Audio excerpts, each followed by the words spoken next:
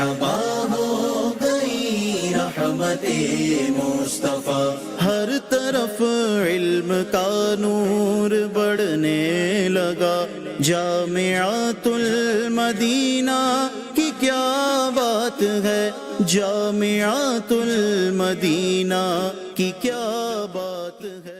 الصلاۃ والسلام علیک یا رسول اللہ وعلی آلک واصحابک یا حبیب اللہ،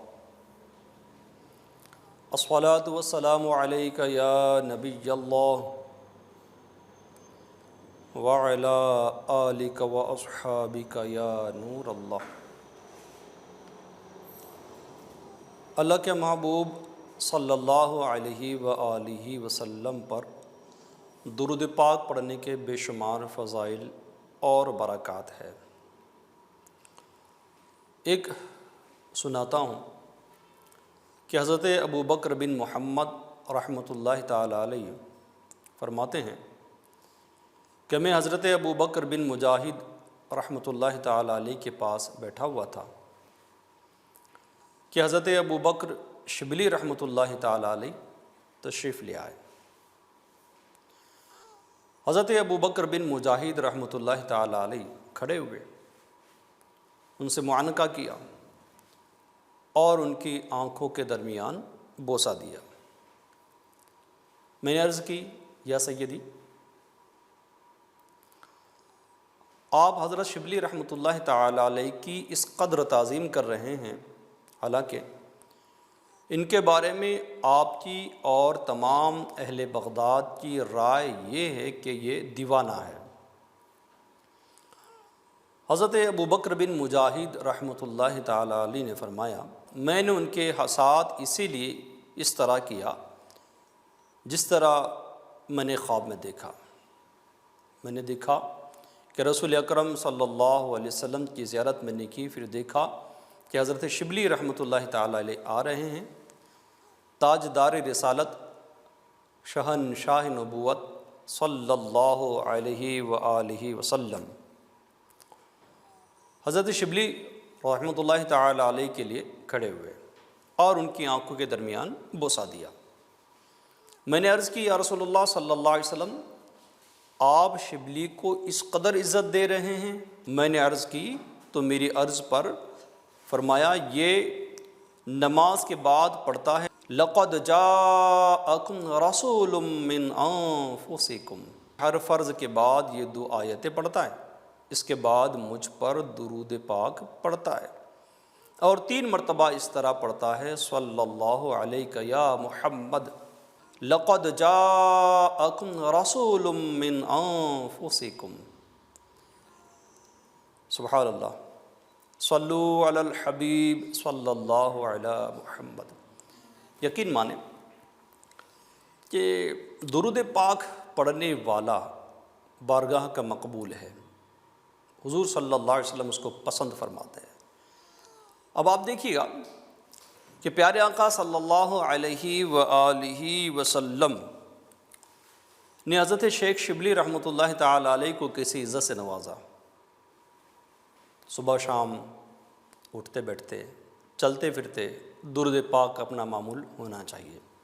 اور سبحان اللہ، اس سال عید میلاد النبی جو منائی جائے گی 1500ویں ہے، یعنی 1500واں جشن ولادت یہ ہم منائیں گے۔ اب اس میں دعوت اسلامی کے تحت 15 بلینس درود پاک پڑھنے کی ایک مہم کا آغاز کیا گیا ہے، اور عاشقان رسول اس میں پڑھ بھی رہے، جس کے لنک بھی الحمدللہ وائرل کی جا رہی ہے۔ درود پاک پڑھ کر اس میں سبمٹ کرواتے رہیے گا، ان کی کوانٹٹی اتنے پڑھیں تو یہ جذبہ بھی بڑھے گا۔ درود پاک کا نذرانہ حضور صلی اللہ علیہ وسلم کی بارگاہ عالی میں بھی پیش کیا جائے گا۔ تو آپ بھی جہاں جہاں ممکن ہوں یہ درود پاک کی پڑھنے کی لنک آپ حاصل کریں اور آپ بھی اس میں شامل ہوں۔ صلو علی الحبیب صلی اللہ تعالی علی محمد، نیت المؤمنی خیر من عملہ، رسول پاک صلی اللہ علیہ وسلم کا یہ پیارا ارشاد ہے۔ مومن کی نیت اس کے عمل سے بہتر ہے۔ تو آؤ اچھی اچھی نیتیں کر لیتے ہیں، اللہ پاک کی رضا پانے اور ثواب حاصل کرنے کے لیے مکمل بیان سنیں گے۔ اور آج الحمدللہ ایک بڑی خوشخبری ہے، پیر کامل، ولی کامل، شیخ کامل، مرد کامل حضرت علامہ مولانا ابو بلال محمد الیاس اتار قادری رضوی دامت برکاتہم العالیہ کی والدہ ماجدہ کا یوم ہے، اور اس دن دعوت اسلامی کے تحت چلنے والے جامعات المدینہ فار گرلز یعنی اسلامی بہنوں کے لیے جو چلنے والے مدارس ہے، عالمہ کورس وہاں کروایا جاتا ہے، فیضان شریعت کورسز جہاں کروائے جاتے ہیں، وہ ان کی ردا پوشی ہوتی ہے، تو اس دن یہ سارا سلسلہ ہوتا ہے۔ اور الحمدللہ آج آپ کو یہ جان کر خوشی ہوگی کہ اپنے ملک عزیز ہندوستان میں 35 مقامات پر یہ ردا پوشی کا اہتمام کیا گیا ہے، اور جس میں انشاءاللہ الکریم 95 یعنی 95 اسلامی بہنوں کو عالمہ کورس کمپلیٹ کرنے پر ردا پیش کی جائے گی۔ اسی طرح سے 467 وہ اسلامی بہنیں جنہوں نے فیضان شریعت کورس کمپلیٹ کیا تو ان کو بھی ردا پیش کی جائے گی۔ کل ملا کر یہ 562 یعنی 562 اسلامی بہنیں ہیں جن کو انشاءاللہ الکریم ردا پیش کی جائے گی۔ اور یہ تو اس سال کی نا دعوت اسلامی کا نیٹ ورک بہت بڑا ہے الحمدللہ۔ اب تک کی میں بات کروں تو سینکڑوں اسلامی بہنوں کو ردا اس طرح کی پیش کی جا چکی ہے، جس کی تعداد بھی کافی بڑی ہے۔ جو میری معلومات میں ابھی آئی ہے 984 اسلامی بہنوں کو کم وقت میں الحمدللہ یہ ردائیں پیش کی گئی ہے۔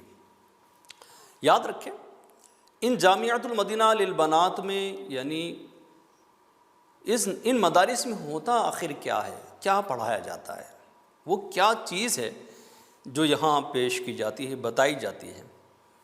تو بتاؤں میں آپ کو، یہاں وہ علم پڑھایا جاتا ہے جو انسان کو انسانیت سکھاتا ہے، بلکہ یوں کہوں کہ انسان کو انسان بناتا ہے۔ جی ہاں، یہاں وہ علم سکھایا جاتا ہے جو اولاد کو ماں باپ کی قدموں میں رہنے کا درس دیتا ہے۔ یہاں وہ علم سکھایا جاتا ہے کہ برائی کا بدلہ بھلائی سے کیسے دیا جائے۔ یہاں وہ علم سکھایا جاتا ہے کہ یوں کہو کہ میں کچھ بھی نہیں، سب اللہ کی رحمت ہے۔ یہاں وہ علم سکھایا جاتا ہے کہ میرا فائدہ نہیں، اپنے بھائی کے فائدے کو میں فوقیت دوں گا یا دوں گی۔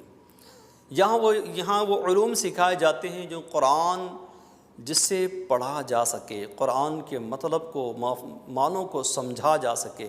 اساتذہ کرام یا ترجمہ سمجھاتے ہیں، عربی سمجھاتے ہیں، عربی ترجمہ جو اعلیٰ حضرت نے کیا اس کی کتنی حکمتیں اور کیسا صحت مند و ترجمہ ہے یہ بھی بتایا جاتا ہے۔ پھر حدیث مبارکہ کی شروحات یہاں پڑھائی جاتی ہے، جیسے قرآن کریم عربی زبان میں۔ ہر عربی پڑھنے والا، عربی گرامر جاننے والا قرآن کریم کو سمجھ سکے یہ ضروری نہیں ہے، کیونکہ اس کی سمجھ کے لیے علم دین کا ہونا ضروری ہے۔ بغیر علم دین کے سمجھنا تھوڑا ٹف ہو جائے گا۔ اور یہاں علماء کی رہنمائی میں، عالمات کی رہنمائی میں پڑھنے والی طالبات کو قرآن کریم سکھایا جاتا ہے۔ پھر شرح حدیث پاک کی پڑھائی جاتی ہے۔ بعض دفعہ حدیث پاک کے معنی کچھ سامنے نظر آ رہے ہوتے ہیں لیکن اس کے پیچھے کچھ اور مفہوم ہوتا ہے، وہ پڑھایا جاتا ہے، وہ سمجھایا جاتا ہے۔ تو یہاں قرآن کا علم پڑھایا جاتا ہے یا حدیث کا علم پڑھایا جاتا ہے۔ یہاں پر نیکی کا ذہن دیا جاتا ہے، یہاں اللہ سے ڈرنے کا ذہن دیا جاتا ہے۔ یہاں وہ علوم سکھائے جاتے ہیں جس سے معاشرے سے کرائم ختم ہوتے ہیں، جس سے معاشرے میں لڑائی جھگڑے ختم ہوتے ہیں، معاشرے سے لڑائی جھگڑے ختم ہوتے ہیں۔ یہاں وہ علوم سکھائے جاتے ہیں کہ ایک بیوی اپنے شوہر کے ساتھ کیسا تعلق قائم کرے۔ یہاں وہ علوم سکھائے جاتے ہیں کہ اگر آزمائش زندگی میں کبھی آ بھی جائیں تو صبر و ہمت سے کام لینا، کہ صابرین ہی کامیاب ہوتے ہیں، شاکرین شکر کرنے والے، صبر کرنے والے کامیاب ہوتے ہیں۔ یہاں علم دین کی ویسی بہت ساری فضیلتیں قرآن حدیث میں آئی ہے۔ آؤ علم دین کی بے شمار فضائل قرآن و حدیث میں آئی ہے، اس میں سے کچھ آپ کو حدیث پاک سناتا ہوں۔ اللہ کے آخری نبی صلی اللہ علیہ وآلہ وسلم نے ارشاد فرمایا، اللہ جس کے ساتھ بھلائی کا ارادہ فرماتا ہے اسے دین کی سمجھ بوجھ اور ہدایت کی توفیق عطا فرماتا ہے۔ سبحان اللہ، کتنی پیاری یہ حدیث پاک ہے، اس کی لذت پائیے گا۔ میں دوبارہ اس حدیث کو پڑھتا ہوں۔ ارشاد ہوتا ہے اللہ جس کے ساتھ بھلائی کا ارادہ فرماتا ہے، واہ واہ واہ، اللہ جس کے ساتھ بھلائی کا ارادہ فرماتا ہے اسے دین کی سمجھ بوجھ اور ہدایت کی توفیق عطا فرماتا ہے۔ سبحان اللہ۔ دوسری حدیث پاک میں اللہ کے آخری نبی صلی اللہ علیہ وسلم فرماتے ہیں علماء انبیاء کے وارث ہیں۔ سبحان اللہ۔ اس سے پتہ چلا کہ جس طرح نبوت سے بڑھ کر کوئی مرتبہ نہیں، اسی طرح نبوت کی وراثت یعنی علم سے بڑھ کر کوئی عظمت نہیں۔ دو فضائل میں نے آپ کو سنایا، آؤ تیسری بھی سن لیتے ہیں۔ جتنے اس ردا پوشے میں شریک ہونے والی اسلامی بہنیں وہ اپنی قسمت پر اترائیں، جن کو ردا دی جا رہی ہے وہ اپنی قسمت پر اترائیں کہ کیسی پیاری پیاری حدیثیں ہیں علم دین کے حوالے سے، اور ان علوم کو آپ نے حاصل کرنے کی کوشش کی ہے۔ آؤ تیسری حدیث مبارکہ بھی ہم سنتے ہیں۔ اللہ کے آخری نبی مکی مدنی صلی اللہ علیہ وآلہ وسلم نے ارشاد فرماتے ہیں زمین و آسمان کی تمام مخلوق عالم کے لیے استغفار کرتی ہے، عالم کے لیے استغفار کرتی ہے، لہٰذا اس سے بڑا مرتبہ کس کا ہوگا جس کے لیے زمین و آسمان کے فرشتے مغفرت کی دعا کرتے ہوں۔ یہ اپنی ذات میں مشغول ہے اور فرشتے اس کے لیے استغفار میں مشغول ہے۔ واہ جی واہ۔ اس موقع پر تو میں پیرنٹس کو بھی جنہوں نے ان طالبات کو پڑھنے میں مدد کی، گھر کے کام کاج کرنے میں تھوڑی ہیلپ کی تاکہ یہ پڑھائی کر سکے، درس نظامی کمپلیٹ کر سکے، میں ان کو بھی مبارکباد دوں گا کہ اللہ کے رحمت سے مایوس آپ بھی نہ ہوں کہ آپ نے ان کو پڑھائی کے لیے سہولت فراہم کی۔ انشاءاللہ آپ کو بھی اس کا ثواب ضرور ملے گا، جیسی نیت ہوگی ویسی برکت ہوگی۔ آؤ چوتھی حدیث بھی ہم سنتے ہیں۔ اللہ کے پیارے نبی مکی مدنی صلی اللہ علیہ وآلہ وسلم کا ارشاد ہے بے شک حکمت ذی مرتبہ کے مرتبے کو بڑھاتی اور غلام کو اتنی بلندی عطا کرتی ہے کہ وہ بادشاہوں کے مقام کو پا لیتا ہے۔ واہ واہ واہ، کیا کلام ہے میرے حضور کا، اور کیسی پیاری اور مبارک یہ حدیث ہے پیارے حضور کی۔ اس حدیث پاک میں علم کے دنیاوی فوائد بیان کیے گئے ہیں، اور یہ بات یقینی ہے کہ آخرت بہت بہتر اور باقی رہنے والی ہے۔ تو علم دین سے ناظرین، ایف جین چینل میں مجھے سننے والے اسلامی بھائیوں، اسلامی بہنوں، اور یہ 32 مقامات پر جمع ہو کر سننے والی اسلامی بہنوں، یہ یقین مانیں کہ یہ علم صرف دنیاوی فائدہ نہیں دلاتا ہے، بلکہ جب تک دنیا میں زندہ رہو گے یہ علم عزت ہی دلاتا ہے۔ یقین مانیں یہ علم عزت ہی دلاتا ہے۔ آپ کو کچھ ایگزامپلس میں آپ کو دیتا ہوں۔ دنیا کے کوئی پروفیشنلز ہیں، بعض دفعہ لوگ ان کو برا بھلا بول دیں گے، بلکہ اکثر دفعہ ان کے ساتھ معاملات ہو جاتے ہیں، لیکن آپ کو یہ کم ہی دیکھنے کو ملے گا کہ کوئی عالم باعمل ہے، پرہیزگار ہے، عبادت گزار ہو عالم، اس عالم کو یا عالمہ علم سے بنتی ہے، ٹھیک؟ تو یہ پرہیزگار عالمہ با اخلاق ایسی اسلامی بہن کو کم ہی لوگ وہ ہوں گے جو برا کہیں گے، باقی تو سب ان کے اخلاق سے، ان کی علم سے، ان کی علم سے، ان کے تقوی، ان کی پرہیزگاری سے، ان کی نیکی کی دعوت سے متاثر ہو کر ان کے لیے دعائیں کرتے ہوں گے۔ بعض مرتبہ تو ان کے وسیلے سے دعائیں کی جاتی ہوگی کہ کیسی مبارک یہ شخصیات ہے۔ تو علم دین دنیا میں بھی زینت بخشتا ہے، اور ہاں قبر میں بھی انشاءاللہ یہ سڑنے گلنے سے بچائے گا، اور ہاں جب قیامت کا دن ہوگا نا، ہر ایک اپنی اپنی میں مست ہوگا، وہاں علماء کی بڑی شانیں ہوگی، علم والوں کی بڑی شانیں ہوگی۔ جنت میں لوگ جا رہے ہوں گے، ان کو روک دیا جائے گا۔ کیوں روکا جائے گا؟ اس لیے کہ یہ دیگر مسلمانوں کی سفارشیں کر کے، شفاعتیں کر کے ان کو بھی اپنے ساتھ جنت میں لے کر جائے۔ اب کتنا بڑا مقام ہے جی جناب، کہ ایک تو قیامت کے دن جنت کی طرف جانا، یہ اپنے آپ میں ایک بہت بڑا انعام، پھر اس پر انعام یہ کہ دوسروں کو بھی لے کر جائے۔ اور وہ لوگ جیسے یہاں بیٹھنے والے جتنے عاشقان رسول ہیں ان کو میں مبارکباد پیش کرتا ہوں کہ جنہوں نے ان کو علم حاصل کرنے میں مدد کی ہو وہ بھی اس میں محروم نہیں رہیں گے۔ ممکن ہے کوئی آ کر کہے گا میں نے آپ کو کتاب دی تھی، تو ہو سکتا ہے کوئی عالمہ کہیں اللہ اس نے مجھے علم حاصل کرنے میں کتاب دی ہے، اس کو بھی جنت بھیج دے۔ ممکن ہے کہ اس کو بھی اللہ تعالیٰ اپنی رحمت سے داخل جنت کروا دے۔ اسی طرح سے ہیلپ کرنے والے، عطیات دینے والے، چندہ دینے والے سب مبارکباد کے مستحق ہے کہ الحمدللہ ہم نے آقا کریم صلی اللہ علیہ وسلم کے اس پیارے علم کی وراثت کو بانٹنے میں بلکہ پانے میں ہم نے مدد کی، اور الحمدللہ اللہ کی رحمت سے امید قوی ہے کہ اللہ تعالیٰ اس پر ہم کو ضرور اجر عطا فرما دے گا۔ تو سب مبارکباد کے مستحق ہے۔ اسی کے ساتھ میں یہ بھی گزارش کروں گا کہ دیکھیے اب آپ کے گھر میں دیگر افراد بھی ہوں گے، دیگر اسلامی بہنیں بھی ہوگی، ان کو بھی جامعۃ المدینہ میں ایڈمیشن دلوائیے گا۔ دیکھیے کتنے سال کا، 5 سال کا تقریباً یہ سلسلہ ہوتا ہے۔ اب 5 سال پر گھبرانا نہیں ہوتا ہے، بلکہ یوں ہو کہ زندگی بھر طالب علم رہوں، جذبہ یہ ہونا چاہیے، کیونکہ طلب علم کی بڑی فضیلت ہے۔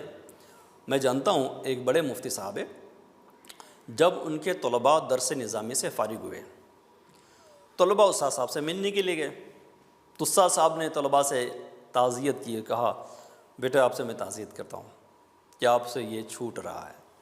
تو یہ میسج اس میں تھا کہ علم دین طلب کرنا کا باقاعدہ جو سلسلہ تھا درس میں بیٹھنے کا، تدریس کا، وہ چھوٹ رہا ہے، اس پر میں آپ سے تعزیت کرتا ہوں۔ تو طلباء کرام رو پڑے۔ تو علم دین حاصل کرنے کی فضائل بے شمار ہے، بے شمار ہے۔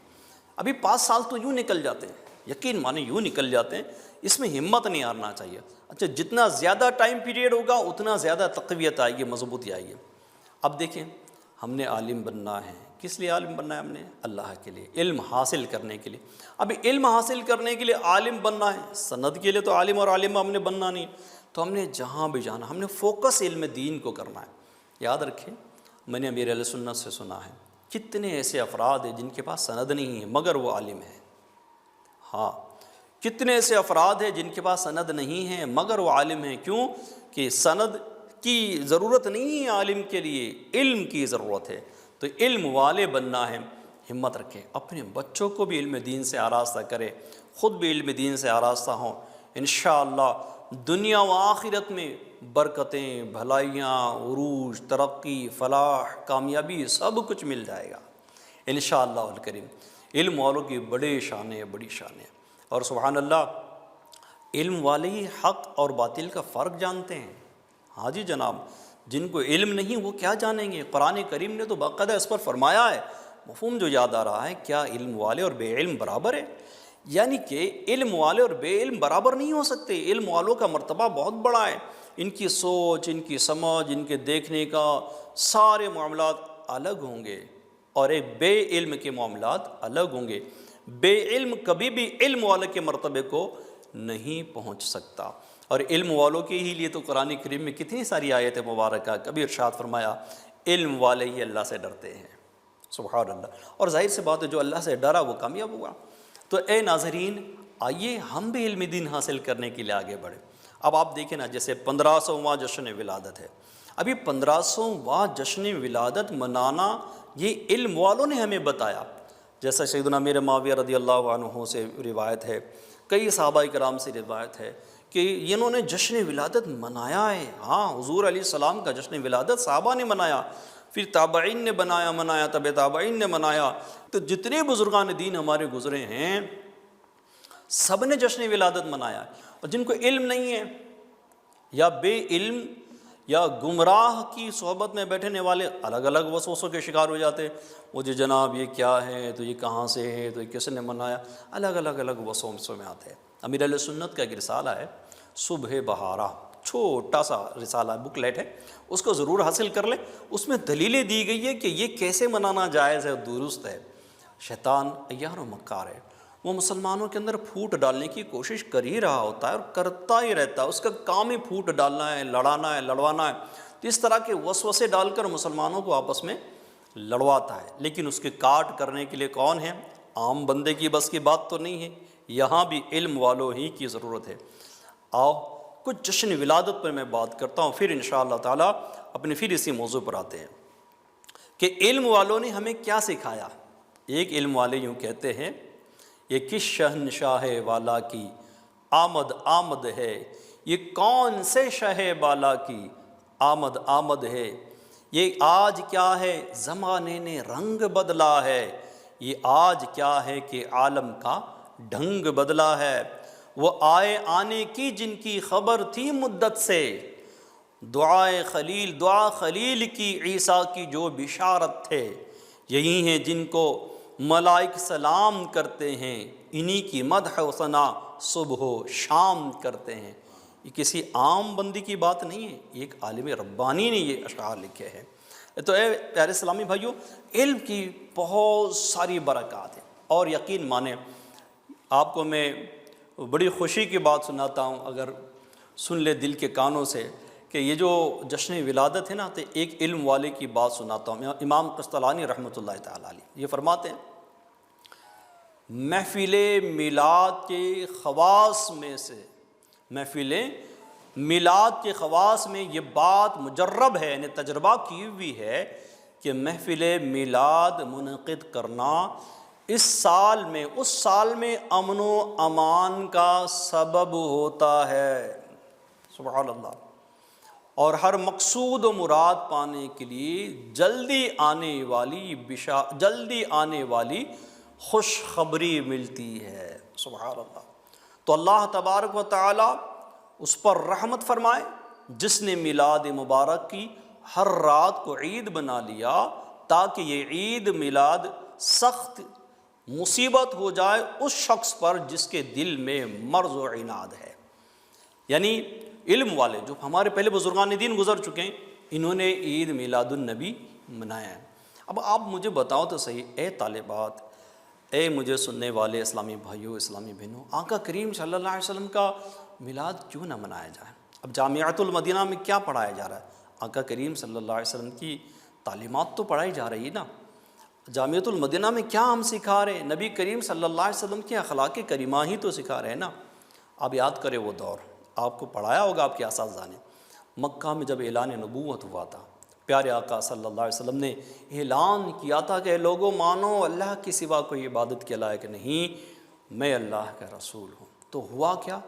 لوگوں نے شدت اختیار کی، بہت کچھ برا بھلا کہنا شروع کر دیا، خالف ہو گئے، جو عزت کرتے تھے، جو صادق و امین کہتے تھے، وہ دشمن بنے بیٹھے۔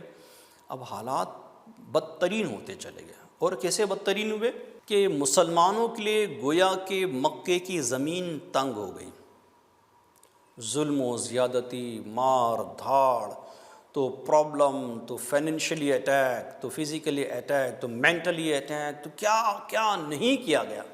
مکے کی گلیوں میں صحابہ کرام کو مارا گیا۔ حضرت بلال کے تو کئی واقعہ سنے نا، جلتی ہوئی ریت پر، چلچلاتی ریت پر، سخت گرمی کے دنوں میں دھوپ میں آپ کو لٹایا جاتا، اوپر سے پتھر کی سیل رکھی جاتی، پھر بھی آپ احد احد پڑھتے تھے۔ ہوا یہ کہ بہت زیادہ تکلیف جب مسلمانوں کو ہوئی تو اذن محبوب سے انہوں نے، یعنی آقا کریم صلی اللہ علیہ وسلم کی اجازت سے، انہوں نے حبشہ کی جانب سفر کیا۔ حبشہ کی جانب جب سفر کیا، حبشہ پہنچے تو وہاں پر امن و سکون کے ساتھ رہنے لگے، لیکن جن کے مزاج میں خرافت ہے، جو نہیں چاہتے کہ امن پھیلے، جو نہیں چاہتے کہ شانتی رہے، تو یہ لوگ ہمیشہ سے پرابلم کرنے والے رہے۔ اب ان کو یہاں مکے میں چین نہیں آیا کہ مسلمان وہاں چین سے، اب انہوں نے وہاں کے بادشاہ سے رابطہ کیا، نجاشی سے، وہاں کے بادشاہ نجاشی کہلاتے تھے، ان سے رابطہ کیا کہ بھائی مسلمان یہاں پر آئے ہیں، یہ ایسے ہیں، یہ ایسے ہیں، یہ عیسیٰ علیہ السلام کے خلاف بھی بولتے ہیں۔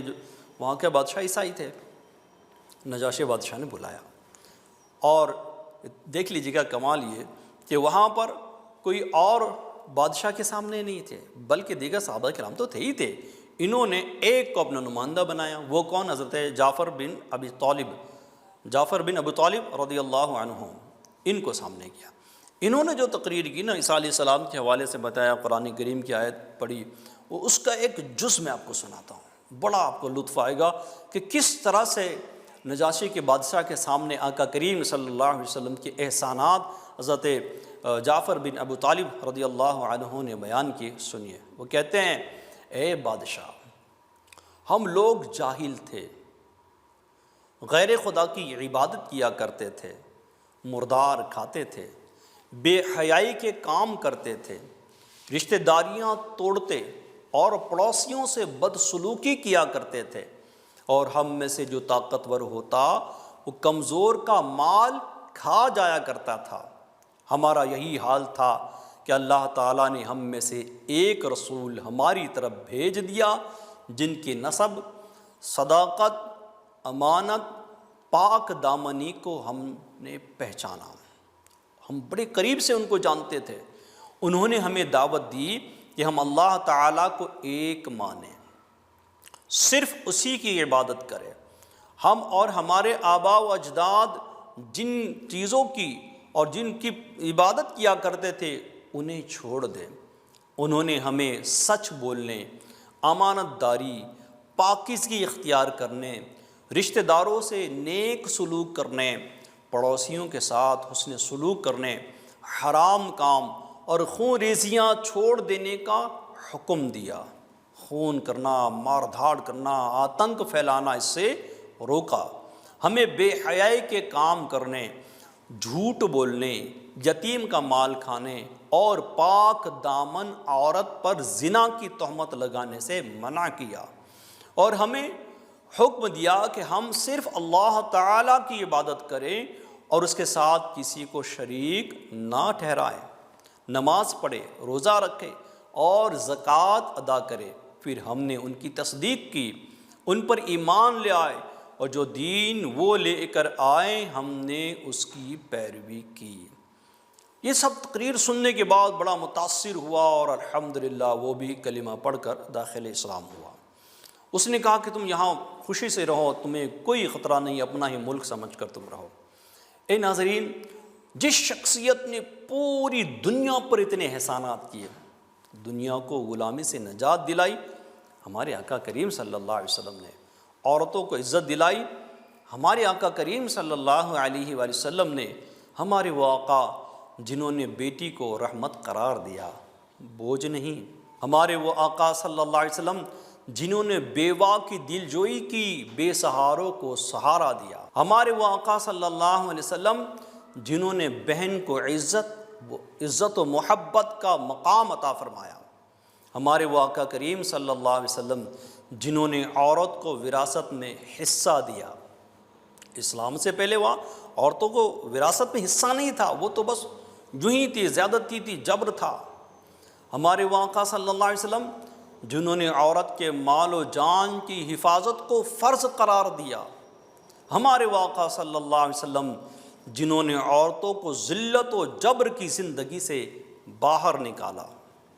ہمارے وہ آقا صلی اللہ علیہ وسلم جنہوں نے عورت کو تعلیم حاصل کرنے کا حق دیا.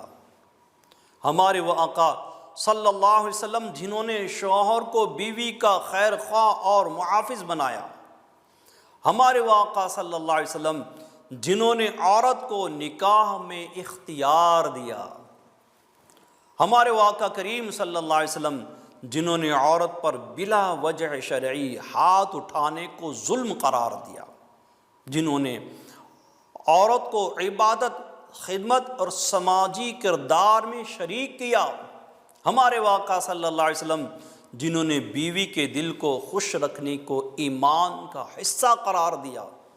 ہمارے آقا صلی اللہ علیہ وسلم جنہوں نے یتیم لڑکیوں کی کفالت اور نکاح کو نیکی قرار دیا. ہمارے آقا صلی اللہ علیہ وسلم جنہوں نے عورت کو انصاف دلانے کے لیے شریعت کا نظام دیا. اے ناظرین، عورتوں کے سب سے بڑے خیر خواہ ہمارے حضور صلی اللہ علیہ وآلہ وسلم ہے. عورتوں کے یہ آقا، عورتوں کے سب سے بڑے خیر خواہ آقا دو عالم صلی اللہ علیہ وسلم، اللہ کے محبوب صلی اللہ علیہ وسلم نے ارشاد فرمایا، جس کی 3 بیٹیاں یا 3 بہنیں یا 2 بیٹیاں یا 2 بہنیں ہوں، اس نے ان کے ساتھ حسن سلوک کیا ان کے بارے میں اللہ پاک سے ڈرتا رہا تو اسے جنت ملے گی۔ یہ کون سا دور تھا جب عورتوں پر زیادتی ہوتی تھی؟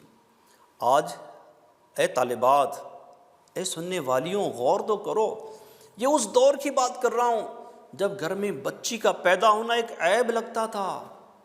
جی ہاں، عورت کو کوئی مقام و مرتبہ نہیں تھا۔ عورت کے ساتھ وہ دردناک واقعات ہوتے تھے جسے سن کر انسان کی روح کانپ جائے۔ اس دور میں آقا کریم صلی اللہ علیہ وآلہ وسلم نے عورتوں کو عزت کی زندگی عطا کی۔ وہ پیارے مدنی محبوب صلی اللہ علیہ وآلہ وسلم نے ایسی تربیت دی کہ وہ اپنی بات کر سکتی تھی، اپنا حق مانگ سکتی تھی، اپنی بات بلا جھجک رکھ سکتی تھی۔ چلے اس کی ایک مثال میں آپ کو دیتا ہوں۔ سیدنا فاروق اعظم رضی اللہ عنہ کتنے بڑے خلیفہ دوم، اسلام کے سب سے پہلے خلیفہ حضرت ابوبکر صدیق رضی اللہ تعالی عنہ، دوسرے خلیفہ حضرت سیدنا فاروق اعظم رضی اللہ تعالی عنہ، تیسرے خلیفہ سبحان اللہ حضرت عثمان غنی رضی اللہ تعالی عنہ، اور چوتھے خلیفہ مولا مشکل کشا حیدر کرار علی المرتضیٰ کرم اللہ تعالی وجہہ الکریم، حضرت عمر رضی اللہ تعالیٰ عنہ کی خلافت، عدل و انصاف سے بھری ہوئی خلافت، آپ تقوی و پرہیزگاری ایسی کہ دیکھے مثال قائم کر دے، اللہ سے ڈرنے والے، رسول اللہ سے بے حد محبت کرنے والے، ایسے پیارے خلیفہ دوم سیدنا عمر، ان کی شان و عظمت یہ کہ ان کے دل اور زبان پر اللہ پاک نے حق نازل فرمایا۔ یہ جس راستے سے گزر جائیں وہاں سے شیاطین بھاگ جاوے، او ہے بہت دبدبا ایسا جن کے جلال سے دنیا کانپ جاتی تھی، قیصر و کسریٰ ان کا نام لینے سے تھراتے تھے۔ وہ سیدنا فاروق اعظم رضی اللہ عنہ جن کے دور خلافت میں مسجد اقصی آزاد کی گئی، وہ سیدنا فاروق اعظم رضی اللہ عنہ اتنے پاورفل، اتنا رعب، اتنا دبدبا، اور عورتوں کو فریڈم کیسا تھا بات کرنے کا، سنیں، سن کر مزہ آ جائے گا۔ حضرت سیدنا عمر فاروق رضی اللہ تعالیٰ عنہ نے ایک مرتبہ برسر ممبر فرمایا، عورت کے مہر زیادہ مقرر نہ کرو۔ کیا فرمایا؟ عورت کے مہر زیادہ مقرر نہ کرو۔ ایک عورت نے یہی ایک آیت مبارکہ پڑھ کر سنائی اور کہا، اے عمر، یا امیر المؤمنین، اللہ ہمیں دیتا ہے اور تم منع کرتے ہو۔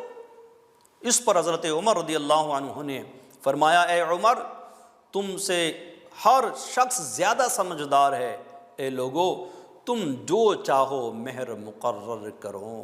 سبحان اللہ۔ اب آپ دیکھیں اتنی بڑی سلطنت کے مالک، ایسے عظیم بادشاہ، مسلمانوں کے دلوں کے شہنشاہ سیدنا فاروق اعظم رضی اللہ تعالیٰ عنہ، ہیبت و دبدبہ آپ نے سنا، تو ایک عورت کھڑی ہو کر اپنے حق کی بات کر سکتی تھی، اپنا مشورہ پیش کر سکتی تھی، اپنی بات کرنے میں کسی قسم کا کوئی خوف نہیں تھا۔ یہ کتنا فریڈم دیا تھا خواتین کو، عورتوں کو اس دور میں بھی، اور ہمارے پیارے اسلام نے۔ اے اسلامی بہنوں، سبحان اللہ، ہمارے دین نے، ہمارے اسلام نے، یقین مانے، بہت حفاظت کی ہے اسلامی بہنوں کی، بہت حفاظت کی ہے۔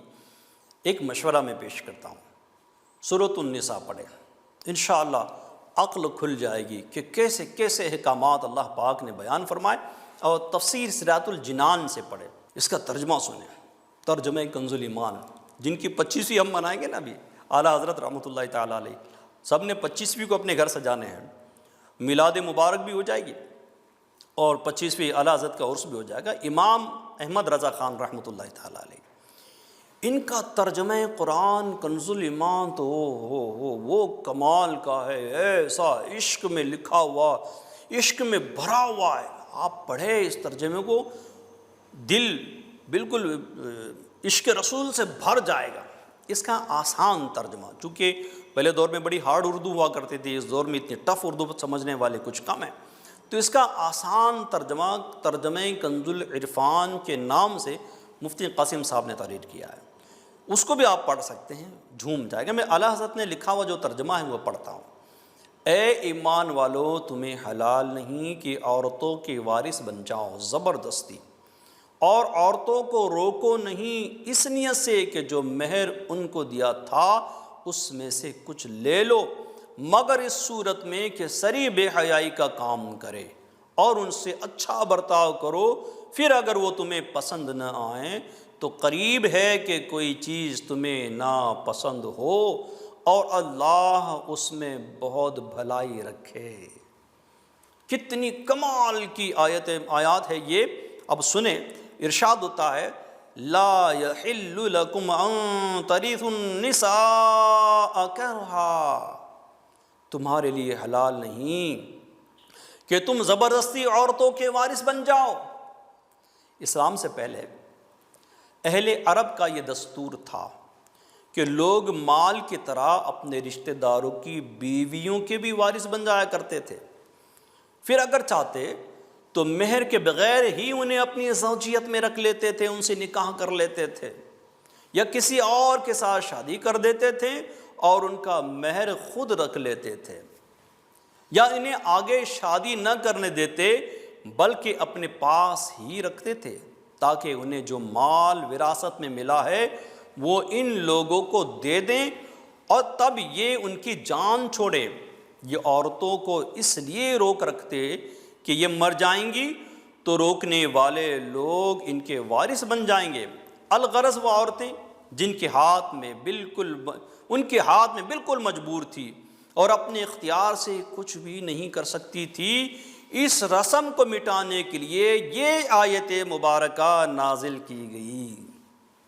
اب آپ دیکھیے کتنی خیر خواہی یہاں عورتوں کی ہو رہی ہے، عورتوں پر زیادتی ہو رہی تھی، اسلام نے کیسے عورتوں کے حق کا حفاظت کی، عورتوں کے حق کی حفاظت کی، ان کو تحفظ دیا۔ جو یہ آیت مبارکہ کا ایک ٹکڑا ہے اس کو بھی اے طالبات، اے اسلامی بہنوں، اے اسلامی بھائیوں، اے ناظرین غور سے سنیے گا۔ جو ارشاد ہوا لِتَذْهَبُوا بِبَعْضِ مَا آتَيْتُمُوهُنَّ، تاکہ جو مہر تم نے انہیں دیا تھا اس میں سے کچھ لے لو۔ حضرت عبداللہ بن عباس رضی اللہ تعالی عنہ نے فرمایا یہ آیت اس شخص کے متعلق ہے جو اپنی بیوی کے ساتھ نفرت رکھتا ہو، اس کے ساتھ بدسلوکی اس لیے کرتا ہو کہ وہ پریشان ہو کر مہر واپس کر دے یا مہر معاف کر دے۔ اس سے اللہ تعالیٰ نے منع فرما دیا۔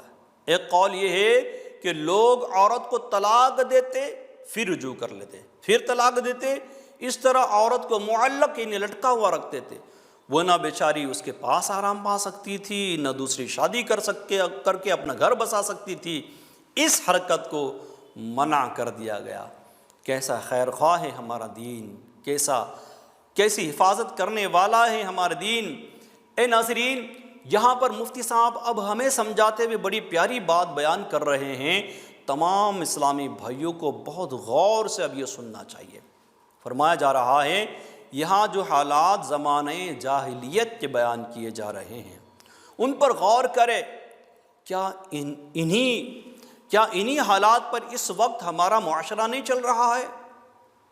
بیوی کو تنگ کرنا، جبری طور پر مہر معاف کروانا، ان کے حقوق ادا نہ کرنا، ذہنی اذیتیں دینا، کبھی عورت کو اس کے ماں باپ کے گھر بٹھا دینا اور کبھی اپنے گھر میں رکھ کر بات چیت بند کر دینا، دوسروں کے سامنے ڈانٹ ڈپٹ کرنا، لتاڑنا، جھاڑنا وغیرہ۔ عورت بیچاری شوہر کے پیچھے پیچھے پھرتی رہے اور شوہر صاحب فرعون بنے آگے آگے جا رہے ہوتے ہیں۔ عورت کے گھر والوں سے صراحتاً یا بیوی کے ذریعے نت نئے مطالبات کیے جاتے ہیں، کبھی کچھ دلانے کبھی کچھ دلانے۔ الغرض ظلم و ستم کی وہ کون سی صورت ہے جو ہمارے گھروں میں نہیں پائی جا رہی ہے؟ اللہ عز و جل کرے کہ قرآن کی یہ آیتیں ان لوگوں کے سمجھ میں آ جائیں اور وہ اپنی اس بری روش سے باز آ جائے۔ نیز ان آیات کی روشنی میں وہ لوگ بھی کچھ غور کریں جو اسلام سے شرمندہ سے رہتے ہیں اور ڈھکے چھپے الفاظ میں کہتے ہیں کہ اسلام میں عورتوں پر بہت سختیاں ہیں۔ وہ دیکھیں کہ اسلام میں عورتوں پر سختیاں کی گئی ہیں یا انہیں سختیوں سے نجات دلائی گئی ہے۔ ناظرین، یہ میں نے آپ کو قرآن کریم کی آیات کی تفسیر کا کچھ حصہ سنایا۔ اب آپ دیکھیں جو آگے کی آیت کا ٹکڑا ہے وہ بھی بڑا شاندار ہے۔ فرمایا گیا فَعَسَىٰ أَن تَكْرَهُوا شَيْئًا، تو ہو سکتا ہے کہ کوئی چیز تمہیں ناپسند ہو۔ یہ تو بڑی کمال کی تفسیر ہے، ان لوگوں کے لیے بہت زیادہ درس اس میں ہے۔ وہ کہتے ہیں مجھے یہ پسند نہیں ہے، وہ مجھے پسند نہیں ہے، اس کو تو ایسا کر دوں گا، بار بار جو طلاق کی دھمکیاں دیتے ہیں، بار بار اس کو بے عزت کرتے ہیں، کبھی اس کے کلر پر، تو کبھی اس کے ناک نقشے پر، تو کبھی اس کے رنگ روپ پر، تو کبھی اس کی حسب نسب پر طعن کرتے ہیں، برا کہتے ہیں، اس کو طنز کرتے ہیں، بار بار ٹون کرتے ہیں، تنگ کرتے ہیں۔ وہ سنیں جو یہ آیت پڑھی میں نے، آیت کا ٹکڑا، اس کا ترجمہ ہے تو ہو سکتا ہے کہ کوئی چیز تمہیں ناپسند ہو۔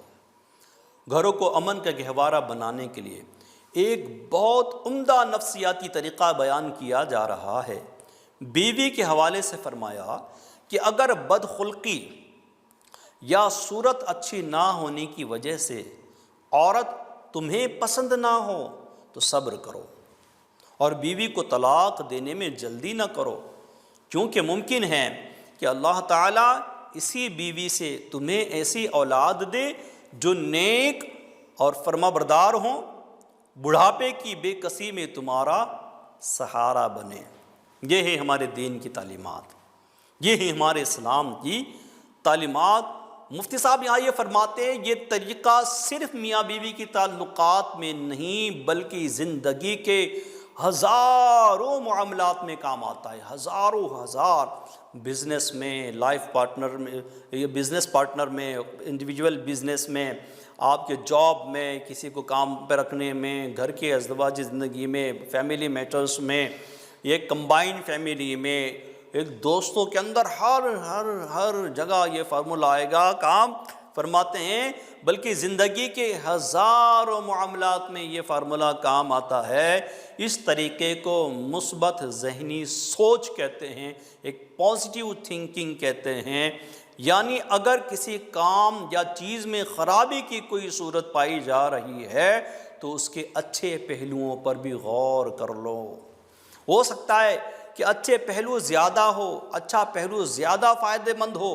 مثلا کسی کی بیوی بدصورت ہے لیکن اس سے آدمی کو نیک اولاد حاصل ہے، یہاں اگر بدصورتی کو گوارا کر لے تو اس کی زندگی امن و سکون سے گزرے گی، لیکن اگر طلاق دے دے تو نتیجہ یہ نکلے گا کہ بیوی تو چھوٹ ہی جائے گی لیکن اس کے ساتھ بچے بھی چھوٹ جائیں گے، اور ساری زندگی ایسی تکلیفوں، ذہنی اذیتوں اور اولاد کو حاصل کرنے کی جنگ اور حقوق کی لڑائی میں گزرے گی کہ 14 طبق روشن ہو جائیں گے۔ یعنی ہم یوں کہیں گے ہماری انڈین لینگویج میں کہ دن میں تارے نظر آئیں گے۔ کیا ہی اچھا تھا کہ ہم قرآن پر عمل کرتے ہیں، کیا ہی اچھا تھا ہم حدیث مبارکہ پر عمل کرتے ہیں۔ اے ناظرین، ایویژن چینل پر سننے والوں اور مجھے جو طالبات سننے والیاں ہیں یہ سب سنیں، اسلام امن پسند ہے، اسلام بھائی چارگی کا درس دیتا ہے، اسلام رائٹس کی حفاظت کرتا ہے، یعنی حقوق کی حفاظت کرتا ہے۔ اسلام نے ہر ایک کے جدا جدا حقوق بیان کیے ہیں۔ مرد کے حقوق بیان کیے ہیں نا، تو عورتوں کے بھی تو حقوق بیان کیے ہیں، بڑوں کے حقوق بیان کیے ہیں نا، تو چھوٹے کے بھی تو حقوق بیان کیے ہیں۔ اجی عورتوں کو تو اتنا محفوظ کر دیا ہے ہمارے اسلام نے، اتنا محفوظ کر دیا۔ یہاں پردہ کرنے کی چند دینی اور دنیاوی فائدے ملاحظہ فرمائیے، چنانچہ اس کے 4 دینی فائدے میں انشاءاللہ آپ کو سناتا ہوں۔ نمبر 1، پردہ اللہ تعالیٰ اور اس کے پیارے حبیب صلی اللہ علیہ وسلم کی خوشنودی حاصل کرنے کا ایک ذریعہ ہے۔ ایک مسلمان کے لیے سب سے بڑا کام کیا ہے بتاؤ تو اسلامی بہنوں؟ اے مجھے ناظرین سننے والوں، کیا ہے ہمارا کام؟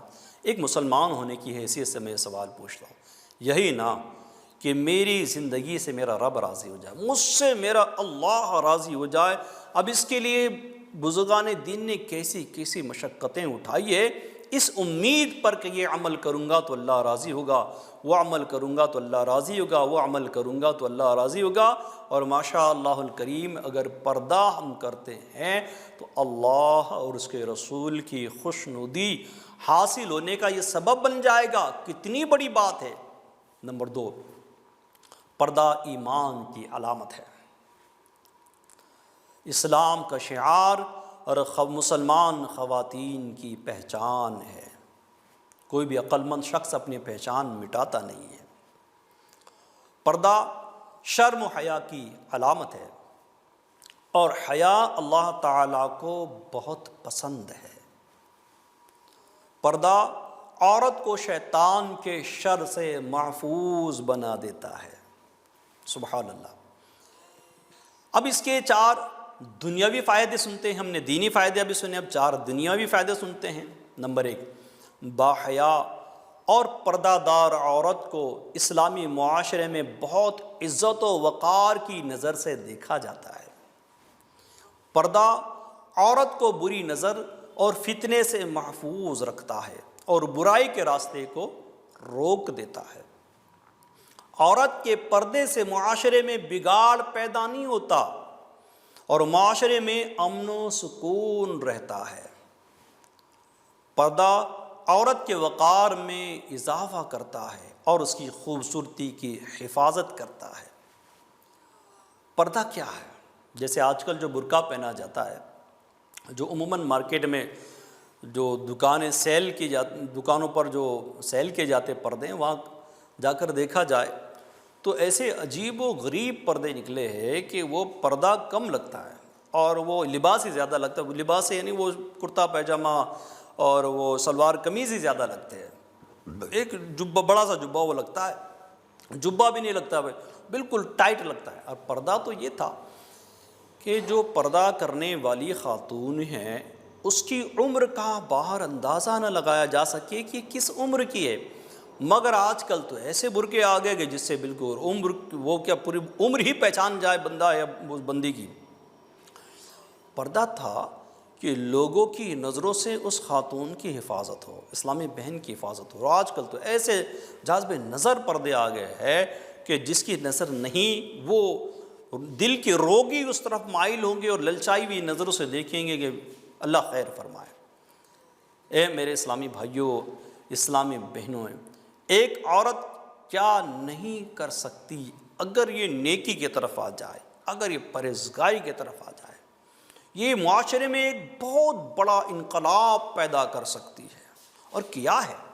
اگر آپ ہماری اکابرین کو دیکھ لیں گے، سیدہ طیبہ طاہرہ عابدہ زاہدہ ہماری پیاری امی جان عائشہ صدیقہ رضی اللہ تعالیٰ عنہا کو پڑھیں گے، ہماری پیاری پیاری امی جان خدیجۃ الکبریٰ کو پڑھیں گے، حضرت میمونہ کو پڑھیں گے، ہمارے امہات المؤمنین کو پڑھیں گے تو ان سے بہت کچھ سیکھنے کو ملے گا۔ صحابیات کو دیکھیں گے، ان کی تعلیم و تربیت کو دیکھیں گے تو کئی جگہ پر یہ ملے گا کہ ایک عورت اگر چاہے تو معاشرے کو بدل کر رکھ سکتی ہے۔ جیسے آج جن کا یوم ہے ام عطار، یہ بھی تو ایک ماں ہی تو تھی نا۔ اس ماں نے اپنے بچے کی تربیت کیسی کی؟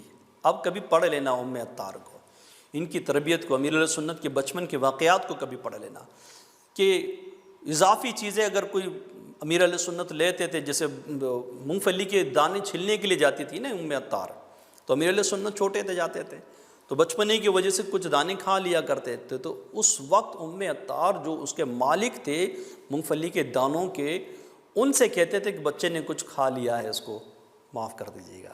تو یوں معاف کروانے کا ذہن ام عطار کا تھا۔ وہ پرہیزگار تھی، متقیہ تھی، ان کی تربیت ویسی تھی، وہ حقوق العباد ادا کیا کرتی تھی، گوسپاک کے ماننے والی تھی، غریب نواز کے ماننے والی تھی، داتا صاحب کے ماننے والی تھی، نماز روزی کی پابندی کرنے والی تھی، فاتحہ و درود پڑھنے والی تھی۔ اب اس کی تربیت میں پلنے والا بچہ آج کیا نہیں اس بچے نے کیا، امت کو کیا کچھ نہیں دیا، پوری دنیا میں اہل سنت و جماعت کی دینی کاموں کے ڈنکے بجا دیے۔ اسی ماں کے بچے نے آج امت کو بڑے بڑے ادارے دے دیے، جامعۃ المدینہ دے دیے، مدارس المدینہ میں حفظ و ناظرہ دے دیے، دارالمدینہ اسکولز دے دیے، کالجز دے دیے، یونیورسٹی کی طرف بڑھے جا رہے ہیں۔ اجی آپ جس جامعہ میں پڑھ رہے ہیں اسی ماں کی تربیت پانے والے اس بچے کی تو محنت ہے، جس کو دنیا الیاس قادری کہتے ہیں، ہمارے مرشد کریم ہیں۔ کتنا زبردست یہ تربیت کا نظام تھا ام عطار کا، کہ عطار کی ایسی تربیت کی کہ الحمدللہ پوری زندگی دین کے لیے وقف کر دی۔ کیا تربیت تھی ان کی، دنیا سے بے رغبتی کی، اللہ اکبر کبیرہ۔ اس وقت امیر اہل سنت کا بڑھاپا چل رہا ہے، بچپنے سے دینی کام کرتے چلے آئے جوانی میں بھی دینی کام کیا، باقاعدہ 1981 میں تحریک دعوت اسلامی کی تنظیم کی بنیاد رکھی۔ اس کے بعد جو بڑھے تو آج الحمدللہ اتنے بڑے پیروں میں شامل ہو گئے کہ آپ یقین مانیں لاکھوں لاکھ مریدین دنیا بھر میں ان کے ہیں، ان پر وارے جانے والے، ان پر مر مٹنے والے، ان کی اپنی دولتیں ان کے سامنے پیش کرنے والے، بڑی آفرز دینے والے، بنگلوز دینے والے، بڑی ویکلز دینے والے، رقومات دینے والے، بہت کچھ حاضر ان کے پاس ہیں، مگر ان کی مالی پوزیشن کیا ہے؟ آج بھی ان پر زکوٰۃ واجب نہیں ہے، پیسے نہیں ہوتے ان کے پاس۔ یہ کہتے ہیں کہ مجھے چیک پر سائن کرنا بھی نہیں آتا ہے، کیونکہ سابقہ ہی نہیں پڑا ہے، خود ہی کرتے ہیں۔ کہتے ہیں کرے کیا عطار مال و دولت، اسے نہیں چاہیے حکومت، یہ تیرا طالب ہے جان رحمت، یہ تیرا طالب ہے جان رحمت، شفیع امت نبی رحمت۔ کہتے یا رسول اللہ میں مال لے کر کیا کروں، یہ دنیا کا غلیظ مال آقا میں لے کر کیا کروں؟ آقا عطار تو بس آپ کا طالب ہے، آپ مل جائے میرے آقا عطار کو سب مل جائے گا۔ یہ جذبات عطار کے، اور آپ نے ان کی زندگی کو پڑھیے دیکھیے، بالکل شہرت کی لالچ نہیں، بالکل حب جاہ قریب نہیں، حب مدح قریب نہیں۔ اتنے بڑے عالم کہ جو مفتیان کرام کی تربیت کرے، ان کے مریدین اتنے بڑے مفتیان اہل سنت، مفتی قاسم صاحب جن کے مریدوں میں، مفتی فضیل صاحب جن کے مریدوں میں، مفتی حسان صاحب جن کے مریدوں میں، جن کے مدنی مذاکر میں مفتیان کرام بیٹھے، قلم چلائے، لکھتے رہیں کیا ہو رہا ہے۔ اور سادگی کا عالم کیا ہے کہ جب مدنی مذاکرہ ہوتا ہے تو دیکھو تو صحیح آپ کیا سادگی کا عالم ہے۔ شرعی معاملات ہو تو مفتی صاحب کی طرف ڈائیورٹ کرتے ہیں کہ مفتی صاحب آپ جواب ارشاد فرما دیں۔ ایک بار یاد پڑتا ہے کہ جو مدنی مذاکرے میں بیٹھے ہوئے رہتے مفتی حسان صاحب، انہوں نے فرمایا تھا کہ بہت سی چیزیں تو ہماری تربیت کے لیے بابا پوچھ رہے ہوتے، اللہ کے بابا کو مسائل پتہ ہوتے۔ آپ نے دیکھا ہوگا بعض دفعہ بابا کہتے ہیں ایسا نہیں، ایسا مسئلہ ہے۔ اے میرے اسلامی بھائیوں، اے اسلامی بہنوں، اس ماں کی تربیت کا نتیجہ دیکھیے کہ کیا، کہ آج امت کو عطار جیسا مرد کامل ملا ہوا ہے۔ اسلامی بہنوں آپ بھی کر سکتی ہے، ایک بیٹی بن کر ماں باپ اور خاندان کی عزت بن سکتی ہو، ماں باپ کی آنکھوں کی ٹھنڈک بن سکتی ہو، گھر میں دینی ماحول بنا کر گھر کو امن کا گہوارہ بنا سکتی ہو، امن حکمت عملی استعمال کر کے اپنی امی اور بھابھی کے درمیان کا جھگڑا مٹا سکتی ہوں، ایک بیٹی بن کر یہ کردار ادا کر سکتی ہوں۔ ہاں، ماں بن کر آپ اپنی اولاد کو دنیا و آخرت میں کامیابی کے راستے دکھا سکتی ہو۔ بس تربیت کا طریقہ صحیح آنا چاہیے۔ چیخنا، چلانا، دہاڑنا یہ تو جانوروں کا کام ہے، ماں کا کام نہیں۔ اس کا کام تو پیار محبت سے تربیت کرنا۔ اگر اچھی تربیت کرے گی تو بچہ باوقار بڑھے گا۔ اچھا چیخنے اور چلانے میں ماں کا وقار بھی ختم ہو سکتا ہے۔ ماں جتنی محنت اپنی اولاد پر کرے گی اتنا ہی سماج میں سدھار پیدا ہوگا۔ آج کے بچے کل کے جوان ہیں۔ ماں موبائل کو ٹائم کم دیں اور اپنی اولاد کو ٹائم زیادہ دے تو اولاد بہت اچھے کام کر سکتی ہے، ان کے اندر نکھار پیدا ہو سکتا ہے۔ ماں علم دین والی ہوگی تو بچے دیندار بنیں گے، جو دونوں جہان کے لیے فائدہ مند ہوں گے۔ بہن بن کر کیا کردار ادا کیا جا سکتا ہے؟ ہاں جی سنیں، اگر اگر دیگر بہن بھائی چھوٹے ہیں تو ان کی تربیت میں ماں کا ہاتھ بٹائیں، اپنے بہن بھائیوں پر شفقت کی نظریں کریں۔ اگر اپنے سے بڑے بہن بھائی موجود ہے تو ان کا ادب کریں۔ حدیث پاک میں ارشاد فرمایا گیا، یعنی جو ہمارے چھوٹوں پر رحم نہ کرے، ہمارے بڑوں کی عزت نہ کرے اور مسلمان کا حق نہ جانے، وہ ہم میں سے نہیں۔ رسول اللہ صلی اللہ علیہ وسلم نے حضرت سیدنا انس رضی اللہ تعالی عنہ سے ارشاد فرمایا، بڑوں کی عزت کرو، چھوٹوں پر رحم کرو، میں اور تم قیامت میں یوں آئیں گے۔ آپ صلی اللہ علیہ وسلم نے اپنی انگلیوں کو ایک ساتھ ملایا۔ صحیح صاحب دیکھیے اس طرح کا، آقا کریم صلی اللہ علیہ وسلم نے اپنی انگلیوں کو اس طرح سے ملایا۔ اب بیوی بن کر ایک اسلامی بہن کیا کر سکتی ہے؟ بہت کچھ کر سکتی ہے۔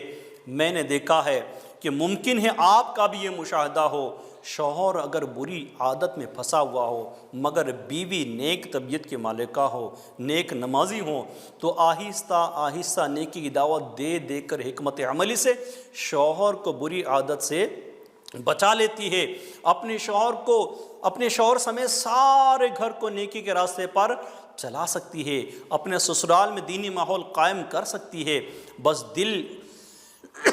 بس کوشش کرے اپنے صبر و حلم و درگزر بردباری سے اپنے گھر میں خوشگوار فضا بنا سکتی ہے۔ اپنے شوہر کو ماں سے دور نہیں بلکہ ماں کے قدموں میں رکھ کر اجر عظیم کما سکتی ہے۔ رشتہ توڑنے والوں کو دنیا میں بھی عزت کی نگاہ سے نہیں دیکھا جاتا اور آخرت میں بھی یہ ذلیل و خوار ہوں گے۔ اللہ پاک قرآن کریم میں فرماتا ہے، وَإِذْ أَخَذْنَا مِيثَاقَ بَنِي إِسْرَائِيلَ لَا تَعْبُدُونَ إِلَّا اللَّهَ وَبِالْوَالِدَيْنِ إِحْسَانًا، اور یاد کرو جب ہم نے بنی اسرائیل سے عہد لیا کہ اللہ کے سوا کسی کی عبادت نہ کرو اور ماں باپ کے ساتھ بھلائی کرو اور رشتہ داروں یعنی رشتہ داروں کا بھی ادب اور ان کا بھی رسپیکٹ کرے۔ تو ناظرین، جامعۃ المدینہ میں یہ سلسلہ تھا دین کیا سکھاتا ہے، اس کے کچھ جھلکیاں میں نے بیان کرنے کی کوشش کی۔ یہی کچھ جامعۃ المدینہ میں مدارس میں سکھایا جاتا ہے۔ مدارس میں شانتتا وادی پیدا کیے جاتے ہیں، محبت پیدا کرنے والے پیدا کیے جاتے ہیں۔ تو جہاں جہاں دعوت اسلامی کے تحت جامعۃ المدینہ بنائے جا رہے ہیں اس میں تعاون کریں، اس میں اپنے بچوں کا ایڈمیشن دلوا دیں۔ انشاءاللہ تعالی عز و جل اللہ پاک فضل کرے، دنیا و آخرت کی بہتریاں مقدر ہوگی۔ مرحبا ہو گئی رحمت مصطفیٰ، ہر طرف علم کا نور بڑھنے لگا۔ جامعۃ المدینہ کی کیا بات ہے، جامعۃ المدینہ کی کیا بات